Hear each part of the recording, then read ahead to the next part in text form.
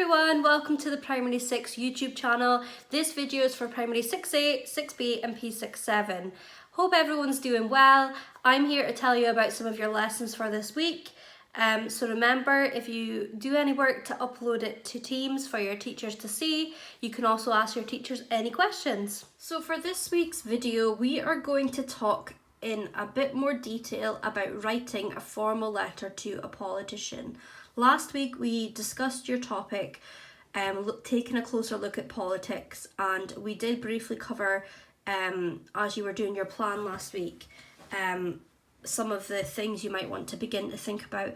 But this week we're going to be taking a lot of a closer look at the actual letter writing. So when writing a letter, you often come across a layout similar to the one that is in front of us here, which we'll go on to discuss in further detail in just a moment. But it is very important for people to be aware of how a letter structure is very different to, for example, a story structure. And usually it is the first part, the setting up of the letter, that is the most important. Now, as we are writing a formal letter to a government official, a politician, then that letter is a slightly different layout to an informal letter, which might go to a friend or a family member. Of course, nowadays, letter layouts have changed slightly. There's often some rules you need to follow that sometimes nowadays are not as strict, as people are sending a lot more communications via email and things. But we're going to treat this as a formal letter, but we'll speak a little bit later about how you could incorporate this into an email as well. So this is just an example that I've written up for a letter to the politician of my choice. I have chosen the First Minister, Nicola Sturgeon, just as an example. So some aspects I'd like to point out here is in the blue, you have on the left hand side, in the left corner, you have the recipient's address. So who the person you are sending it to's address. And on the right hand side, it is always your address, so where it is coming from. And again, we'll break that down a little bit further in a second. You also need to have the date of writing. So next week's writing day is Thursday the 21st of May. Sorry, I should add, I'm recording this video a week behind, so you might be watching it this week, of course, so the writing day should be on that date. But of course, if you're writing on a different day, you might choose to write a different date. And then, of course, you start your letter with dear and the person's name, and you carry on from there. Something in my experience pupils sometimes struggle with is, surprisingly, the addresses and the order of the addresses. I'd like to point out this address is the address for the Scottish Government. I got online. If you are writing a formal letter to someone else, I'm sure you'll manage to find an address online, but also if you're struggling to find what you're needing, then you can just ask me and I'm happy enough to help. But addresses follow a similar structure where they start with a person and the details get bigger. So it's almost like if you were looking for a person, imagine you're looking for example, me, but, well, I should add, I have used Buttonhaven School's address. I am not currently at Buttonhaven School right now, but yeah, we've just used that one as an example. So yeah, the person, as I was saying, the example of looking for me, you would go to Buttonhaven School, but oh no, we don't know where Buttonhaven School is. Oh, it's on Hope Street. Where's Hope Street? Oh, it's in Peterhead. Where's Peterhead? Aberdeenshire. And you could continue to add to that. The bit at the bottom is slightly different. That's the postcode. That always goes at the bottom. So yeah, people should get used to the idea that the details get bigger the further down you go. I have had some muddled up addresses in the past. And it's the same here with Nicola Sturgeon's address as in the example given. Each detail gets a little bit less precise as you go. So for example, if you just wrote Nicola Sturgeon, Edinburgh, that's not really being specific. So here we have two examples of a letter introduction, which we would go on to write next. Now, You might, if you have begun to read here, see that we have a clearly very good example of, well, a good example. I wouldn't really quite say it was very good, but a good example of how to introduce yourself at the start of your letter, and probably quite a bad example. Some things that people should bear in mind is that you are writing a formal letter, in this case to a politician, so you need to think about how you're coming across to this person. If they're going to take you seriously and potentially even reply to your letter, then you want them to take your letter seriously. And also another thing is maybe going off topic a bit. So for example, some of the things included here might be more what you would include in an informal letter to a friend, maybe telling stories and things.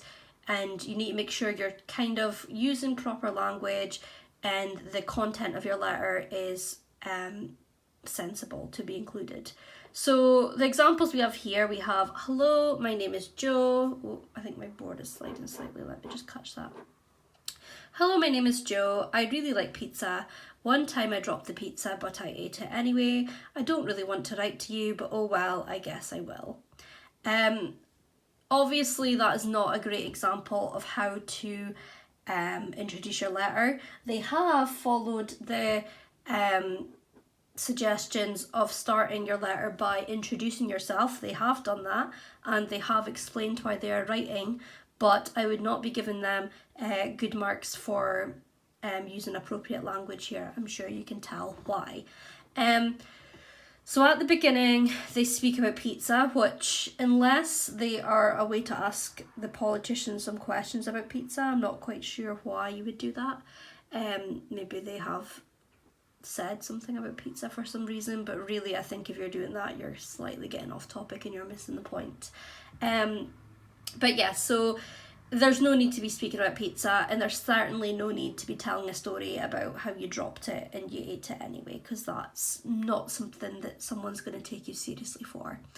And then they go on to say, well, I don't really want to write to you, which obviously isn't great to include in a letter because it will make the person reading it feel like, well, I'm not going to take them seriously. And then the language, but oh well, I guess I will. That is more colloquial language, chatty language. It's not, even if you were trying to say for some reason that you would anyway, but I suppose I best do it anyway would maybe be a better way of saying it. But oh well, I guess I will. It's really informal. It's really quite rude, considering who you're writing to. So definitely a bad example there. I managed to squeeze in the start of a good example at the bottom. So you could start with, I would like to introduce myself as Joe Smith. I'm a pupil at Buttonhaven Primary School in Peterhead in the northeast of Scotland. So that's introducing yourself, but also including details that are relevant to the letter.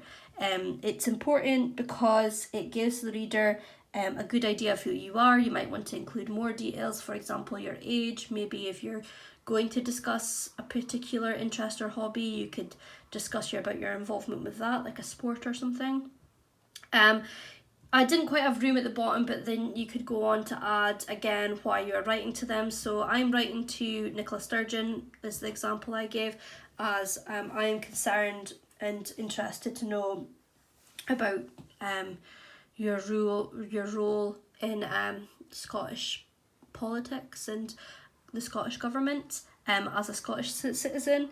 You could also say that I have a few questions I would wish you to answer.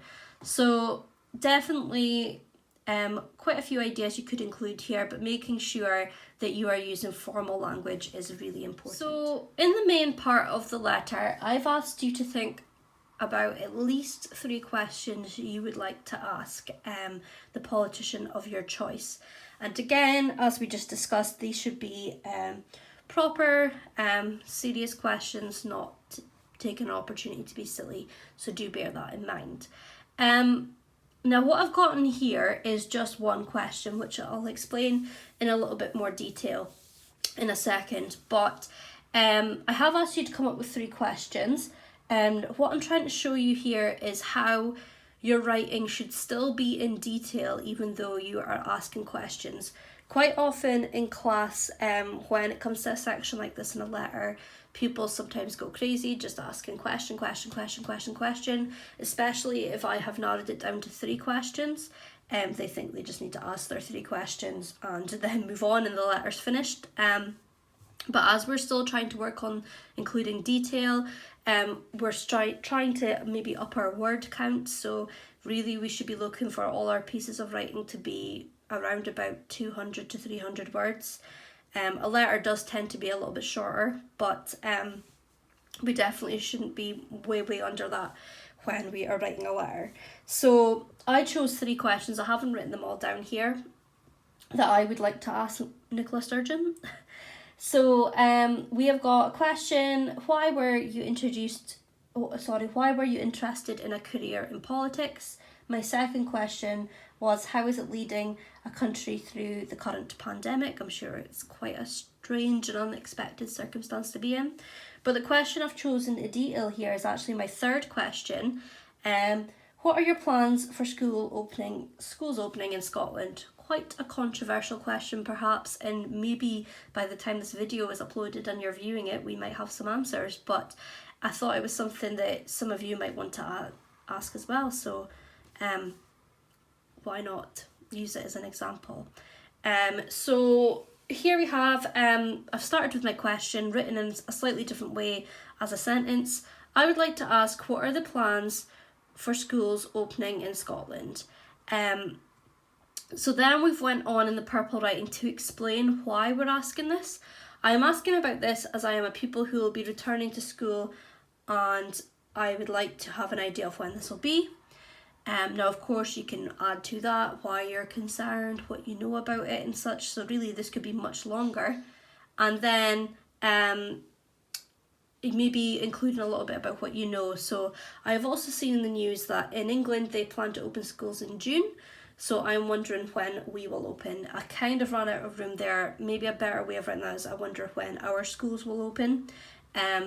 So yes, but the main idea here is that the red writing is my question, and I've managed to include almost a mini paragraph on that question, just explaining myself. And that is something pupils really need to work on in their writing, is adding detail and explaining themselves.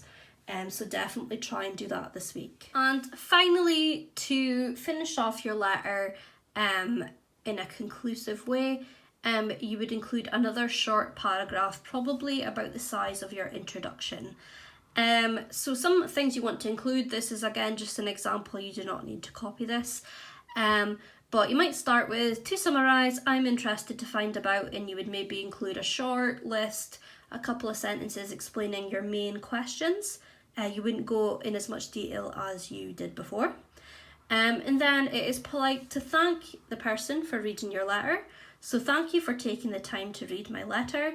You could say, I'm hoping that you respond, but here I've written, if you would like to respond, please reply to the address above. But maybe you want to word that in a slightly different way. I hope to hear your response, for example.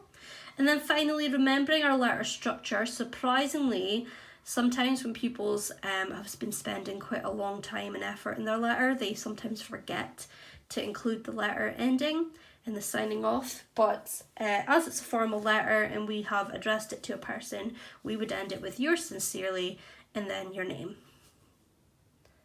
Oh, and I was going to add, in class, we often speak about the idea of actually sending our letters. This might be something you're interested in, or it might not be. Of course, you do not have to. You can hand it in to me and I can have a look at it and mark it. It is a writing task after all. But if you are really engaged with this and you're really passionate about your letter and you do really want to send it, again, I do think that it might be a little bit easier actually than what we normally do in class, especially if you are typing your letter. I have seen, whilst I was looking up addresses and things, there are email addresses you could send it to. So as long as you are getting a bit of parent help and parent permission, I'm sure that might be something that you would actually be able to do, especially if it's already typed up. If you are writing it, of course, you could maybe post it. You could rewrite it. If you are handwriting it, sorry, I mean. But yeah, some of you might want to actually take your letters that step further, which would be really interesting.